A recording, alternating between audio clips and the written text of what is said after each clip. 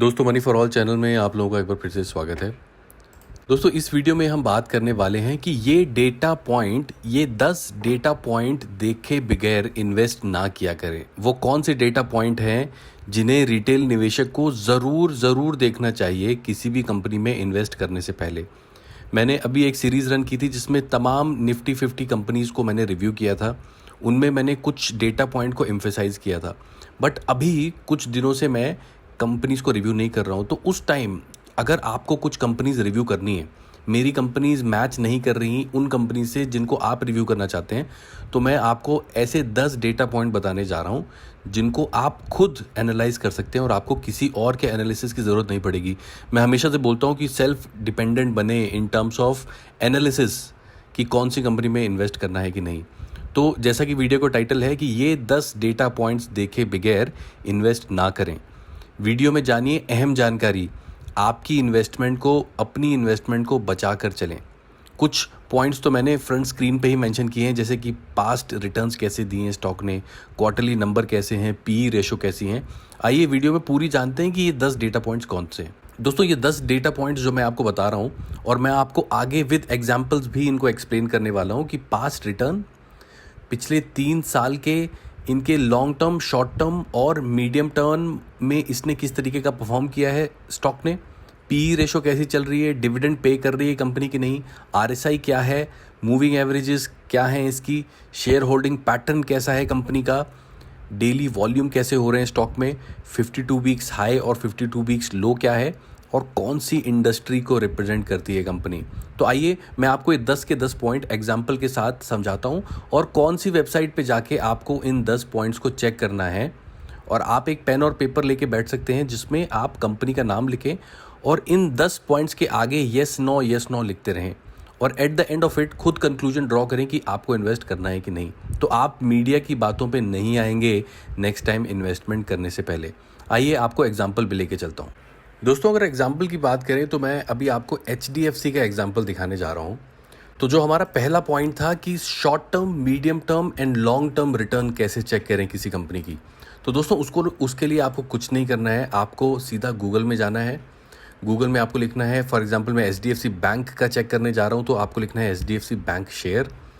जैसे ही आप ये लिखेंगे तो आपके सामने इस तरीके का एक पेज खुल के आ जाएगा जिसमें 1 दिन, 5 दिन, 1 महीना, 6 महीना, 1 साल, 5 साल, इस तरीके के टेन्योर होंगे। अगर मैं 5 साल पे जाता हूँ तो मुझे HDFC का 5 साल का चार्ट दिखाई दे जाएगा।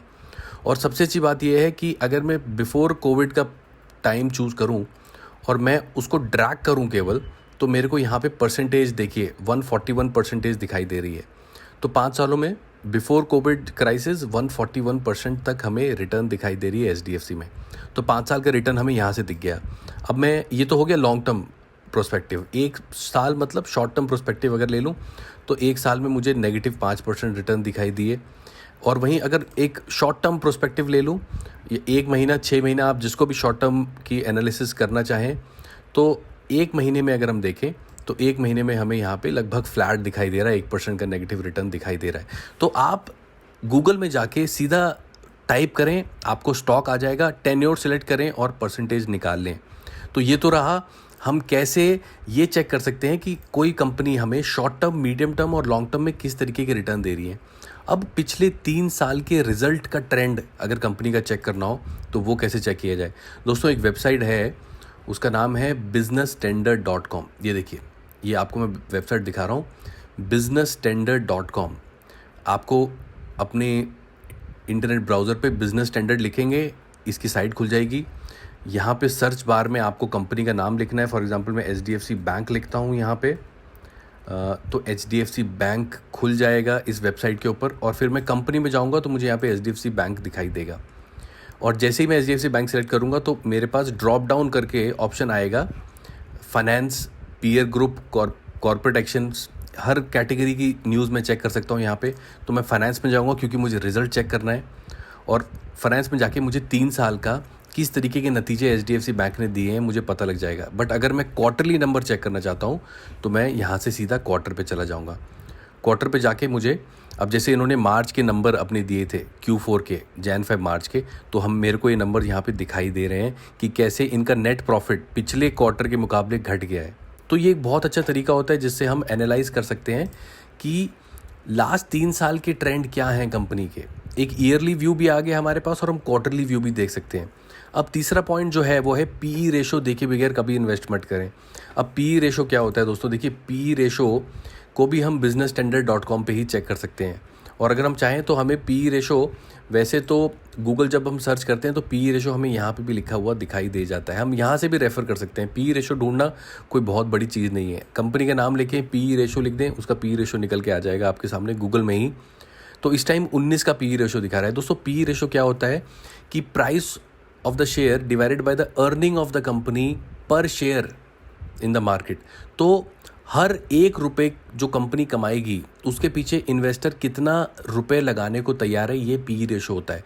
जितनी ज़्यादा पीई रेशो होती है उतना ही महंगा स्टॉक माना जाता है, बट जितना महंगा स्टॉक होता है ये भी इस चीज़ को रिप्रेजेंट करता है उतने ही बायर अवेलेबल हैं उस स्टॉक को लेकर।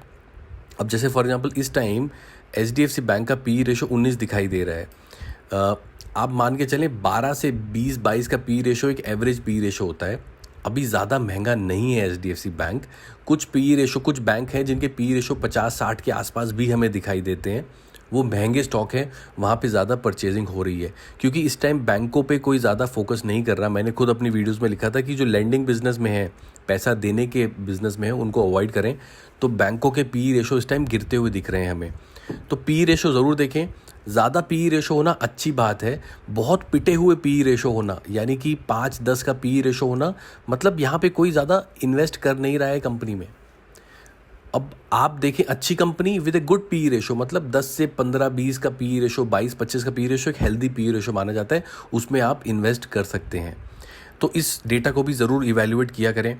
अब चौथा पॉइंट जो आया है वो है डिविडेंड पे करती है कि नहीं कंपनी। ये दिखाता है कि क्या अगर आप किसी कंपनी में लॉन्ग टर्म के लिए इन्वेस्ट करेंगे तो other than the return on the chart जो आपको मिलेगी कि स्टॉक का वैल्यू बढ़ रहा है, डिविडेंड भी कंपनी देती तो वो भी आपकी रिटर्न में ही कहीं ना कहीं काउंट होता है। उसको भी बिजनेस स्टैंडर्ड एक वेबसाइट है, बहुत अच्छी वेबसाइट है, यहाँ से हमें बहुत चीज़ें मिल जाती हैं।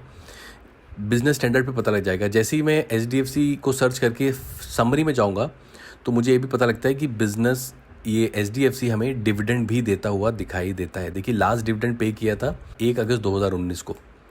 तो ये सारी डेटा अपडेट करता रहता है बिजनेस स्टैंडर्ड।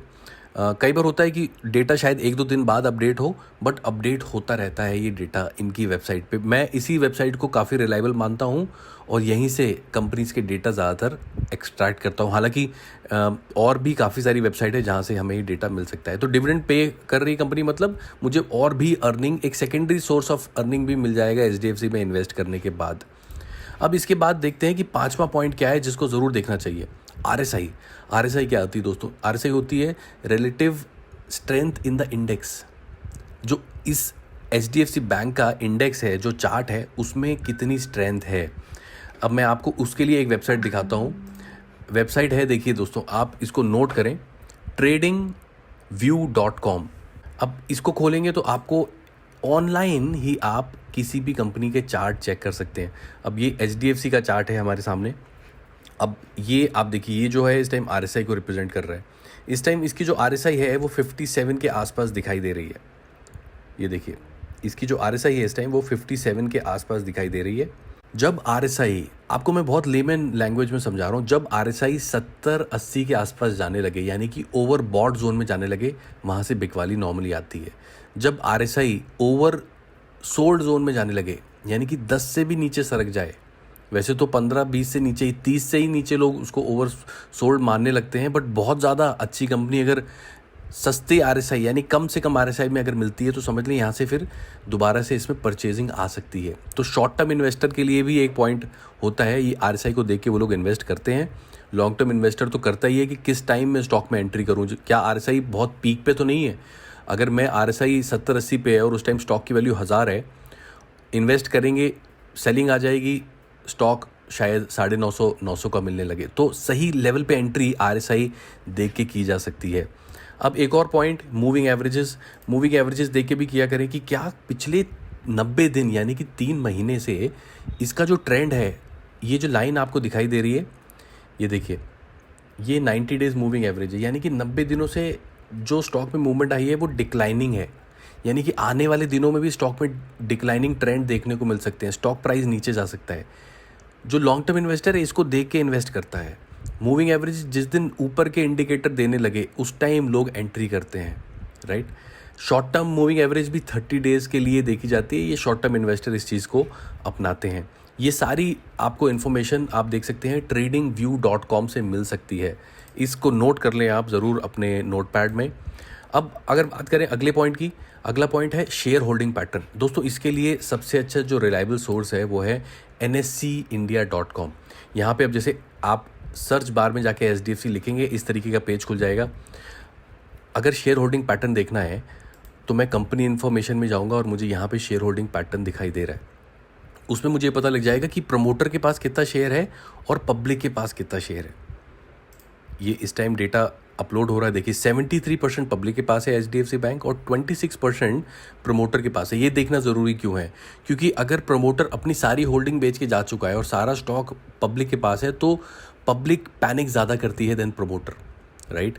कुछ ज़रा सी नेगेटिव न्यूज़ आते ही हमें बिकवाली एकदम से देखने को मिलती है। अगर प्रमोटर के पास ज़्यादा हो तो एक मैच्योरिटी दिखाई देती है, थोड़े से ख़राब नतीजे आने पे भी स्टॉक एकदम से नहीं गिरता। तो ये सारी चीज़ें हैं जो एक इन्वेस्टर को डेटा ज़रूर देखना चाहिए। उसके बाद डेली वॉल्यूम कितने हो रहे हैं, ये डेटा भी हमें NSEindia.com पे मिल जाएगा। आप जैसे ही सर्च करेंगे यहाँ पे आप देखिए सिक्योरिटी वाइज डिलीवरी पोजीशन में आपको क्वांटिटी ट्रेडेड दिखाई दे रही है। डेली वॉल्यूम को देख के क्या पता लगता है कि इसमें किस हिसाब से वॉलेटिलिटी है, कितने लोग इसमें डेली आ रहे हैं, इंट्राडे कितना हो रहा है। क्योंकि आप देखिए यहाँ पे डिलीवरी परसेंटेज भी दिखाई जा रही है। जितनी ज़्यादा डिलीवरी होगी यानी कि उतने ज़्यादा लोग वन साइडेड पोजीशन ले रहे हैं। उसके अलावा जो भी परसेंटेज बचती है वो केवल इंट्राडे ट्रेडर्स की है। तो जितने ज़्यादा इंट्राडे ट्रेडर किसी भी स्टॉक में होते हैं उतना वॉलेटाइल स्टॉक होता है। इन चीज़ों का ध्यान रखना है रिटेल इन्वेस्टर को। उसके बाद 52 वीक्स हाई और लो यानी कि पिछले 52 हफ्तों में इसने कितना मैक्सिमम और लोएस्ट ट्रेंड दिखाया है, ये भी हल्का सा आइडिया दे देता है कि स्टॉक किस जगह खड़ा हुआ है। अब जैसे HDFC बैंक 1352 वीक्स हाई दिखाने के बाद इस टाइम 947 पे खड़ा हुआ है और लो 738 के थे। तो कहीं ना कहीं आप बोल सकते हैं बीच से थोड़ा आगे खड़ा हुआ है अपने। तो वो साइकोलॉजिकली आपके दिमाग में कैलकुलेशन बननी शुरू हो जाती है इतने सारे डेटा पॉइंट देखने के बाद। केवल प्राइस देख के एंट्री नहीं करनी चाहिए, मीडिया बोले एकदम से एंट्री नहीं करनी चाहिए। एक और डेटा पॉइंट हो गया इंडस्ट्री। दोस्तों सबसे बड़ा इंपॉर्टेंट पॉइंट ये है कि इंडस्ट्री कौन सी है आपकी कंपनी की, जिस कंपनी पे आप इन्वेस्ट करने जा रहे हैं वो किस इंडस्ट्री को रिप्रेजेंट करती है वो कंपनी। क्योंकि फॉर एग्जांपल हम बैंक की इस टाइम बात कर रहे हैं, बैंक एक लेंडिंग बिजनेस में है। अब लेंडिंग बिजनेस में है तो इसका मतलब हो गया कि यहाँ पैसों का लेन देन होगा और इस टाइम हमें पता है कि लोगों का जो क्रेडिट प्रोफाइल है वो ज़्यादा स्टेबल नहीं रहा है। तो जिस इंडस्ट्री को रिप्रेजेंट करता है, फॉर एग्जांपल अगर कोई एग्रीकल्चर सेक्टर की कंपनी है या फिर फार्मा सेक्टर की कंपनी है, इन दिनों ये सेक्टर ज़्यादा सेंस करते हैं। तो ये सारे डेटा पॉइंट इस चीज़ पे फेल हो जाते हैं कि कौन सी इंडस्ट्री, इतना आइडिया तो हर एक इन्वेस्टर को होता है कि कौन सी इंडस्ट्री आने वाले टाइम पे ज़्यादा हमें चढ़ती हुई दिखाई देगी। तो बैंक शॉर्ट कुछ टाइम के लिए, अगले 1-2 साल के लिए अच्छी इन्वेस्टमेंट डेस्टिनेशन नहीं है। तो इंडस्ट्री को ज़रूर इवैल्यूएट किया करें, अपने दिमाग में अपने आप से सवाल किया करें कि क्या ये इंडस्ट्री अगले 1-2 साल में ग्रो करेगी, क्या इस टाइम मैक्रो फैक्टर इस चीज़ की इजाज़त देते हैं। तो दोस्तों इस वीडियो में हमने बात की कि ये 10 डेटा पॉइंट देखे बगैर इन्वेस्ट ना किया करें। आशा करता हूँ आपको ये 10 पॉइंट समझ में आए होंगे। नहीं आए तो कमेंट बॉक्स में कमेंट ज़रूर करें, उस पर और इलेबोरेट करेंगे हम उसको कमेंट बॉक्स में। I can reply you there. और आई होप इसके बाद आपकी जो भी इन्वेस्टमेंट है वो ज़्यादा मैच्योर होगी। तो दोस्तों इसी नोट के साथ I will wind up the video. Thank you so much for watching.